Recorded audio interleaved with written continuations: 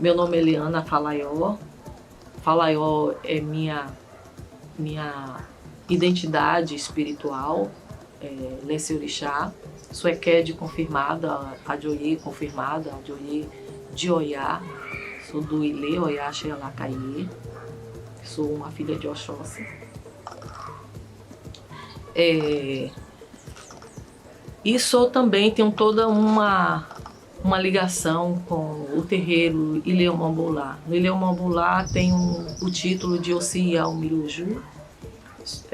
A Ossi Miluju, ela é o braço esquerdo, né? Porque os títulos aqui são títulos dados a 3 pessoas, geralmente. O título, primeiro a pessoa que leva o título é o principal ramo, né, dele.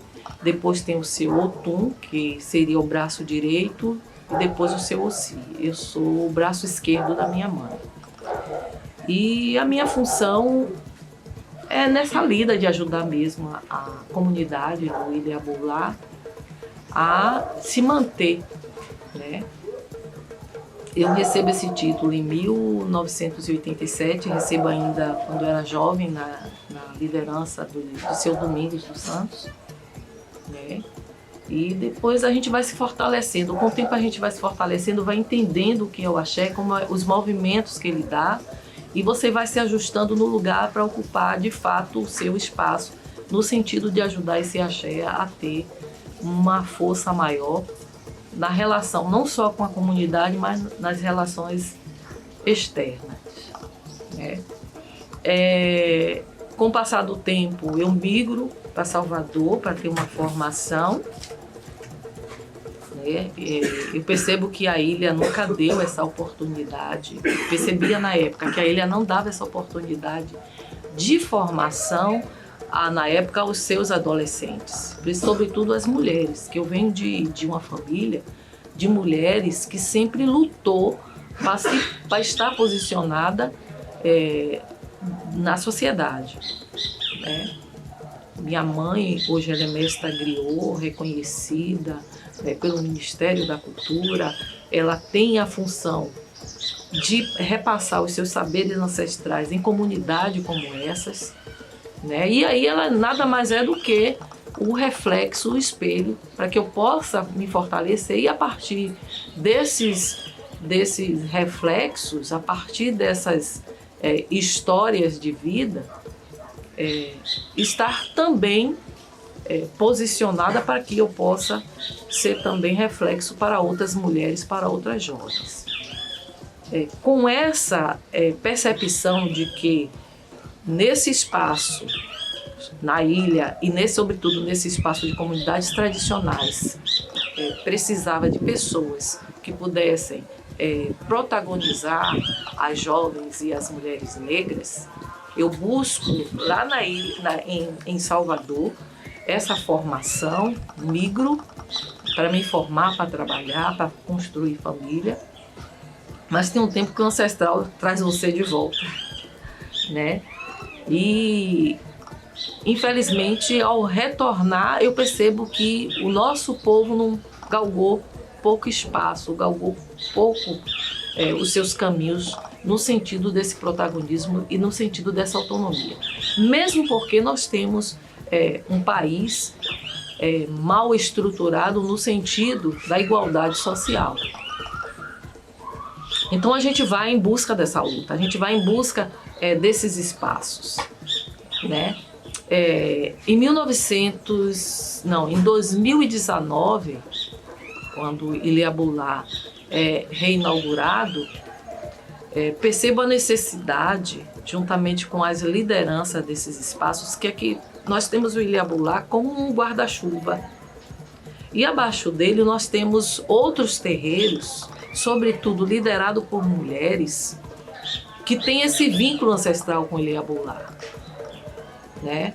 Então, houve a proposta, o desafio, a provocação de se pensar em uma formação, de se criar uma rede de mulheres, e que essa rede pudesse ser ou o braço direito da liderança da casa, ou que pudesse ser também uma forma de pensar políticas públicas para as mulheres de comunidades tradicionais. Então, em 2019, a gente institui a Rede Omi-Oxum, a Rede de Mulheres Ancestrais da Ilha de Itaparica, que é justamente um conjunto desses terreiros que estão ao entorno do Ilhabulá, liderado por mulheres, para que possa fortalecer essas políticas, né? Sobretudo as políticas de igualdades raciais, política de valorização da mulher. O que a gente precisa hoje é dialogar para além das fronteiras de Itaparica, para que a gente possa estar, de fato, trazendo não essas políticas pontuais, mas políticas efetivas que possam realmente dar autonomia e protagonismo para nós, mulheres ancestrais da ilha de Itaparica. Você poderia contar um pouquinho para a gente como é essa estrutura dentro do Abolá, na participação feminina? Bom, a gente percebe que o terreiro ele é organizado de forma que na cabeça das pessoas é óbvio que é um terreiro patriarcal, né? O patriarcado, a gente percebe as características do patriarcado bem nítida dentro desses espaços. Quando uma rede de mulheres se forma dentro de um terreno desse, claro que a gente percebe que existe um conflito de gênero num espaço como esse, né? Mas assim, a ancestralidade ela está acima de todos os propósitos dessa relação, né? Uma vez eu perguntando até a própria liderança do terreiro, que é o Alababa Lamariô, meu pai Balbino, como uma entidade feminina poderia funcionar em um espaço desse patriarcal. Porque quando se fala em espaço patriarcal, as pessoas pensam logo também, mas o machismo vai estar lá. Como é que vocês vão andar nesse espaço? Vão cortar as pernas de vocês.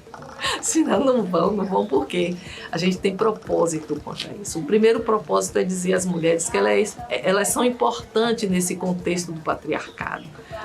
Eu sempre digo que o sustentáculo desse terreiro são as mulheres. Agora mesmo vocês chegaram, quem é que está aí fazendo a limpeza das coisas? São as mulheres. Quem é que está organizando para que tudo aconteça amanhã? Que amanhã nós teremos um ritual, né, religioso. Quem está organizando primeiramente para que esse ritual aconteça? Somos nós mulheres. Então, quando o ritual acontece, quem é que prepara a comida sagrada dos ancestrais? São as mulheres. Quem é que precisa estar pronta para que os ancestrais sejam recebidos com os cânticos, com as saudações à morte? São as mulheres. Então, eu acho que a nossa função é uma função importante.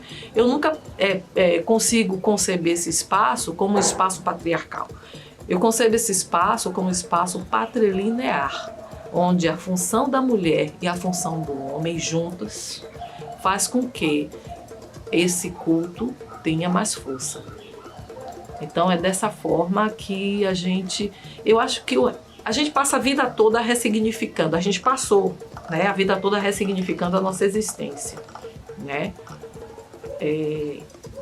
E hoje a gente tem também, né, pelo fato das perseguições, das opressões e desses contextos, desse conceito, esses pré-conceitos ao pé da letra, o conceito da palavra, conceito mal concebido da palavra, que a gente também absorve durante a nossa formação, durante o nosso processo das escolas.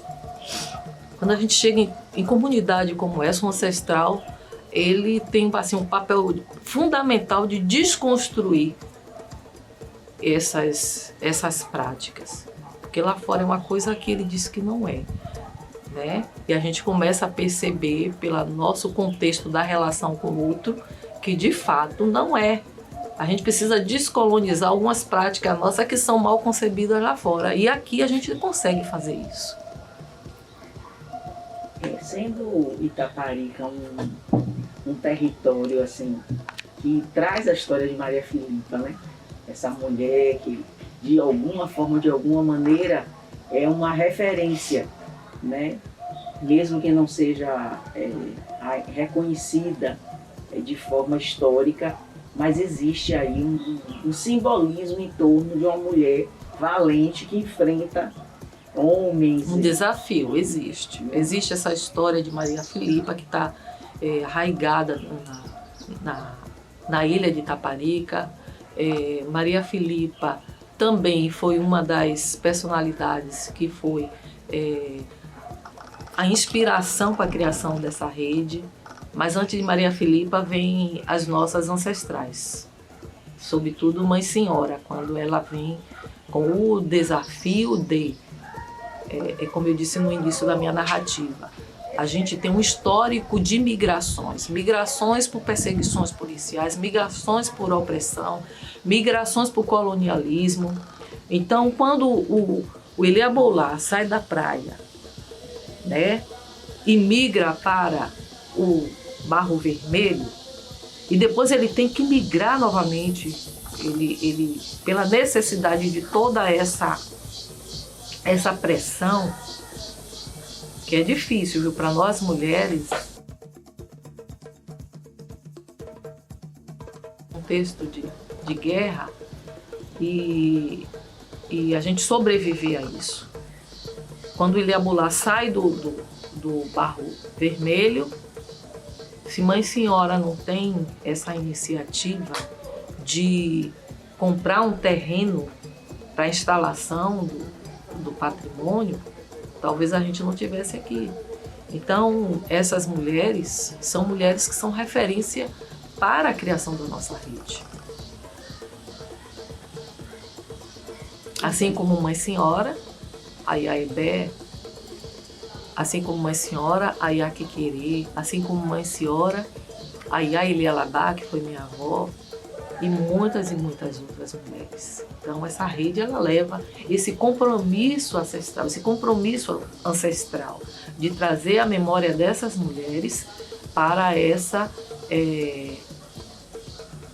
luta, né? E para essa conscientização, a gente precisa ter essa conscientização da importância de quem nós somos nesses espaços patrilineares.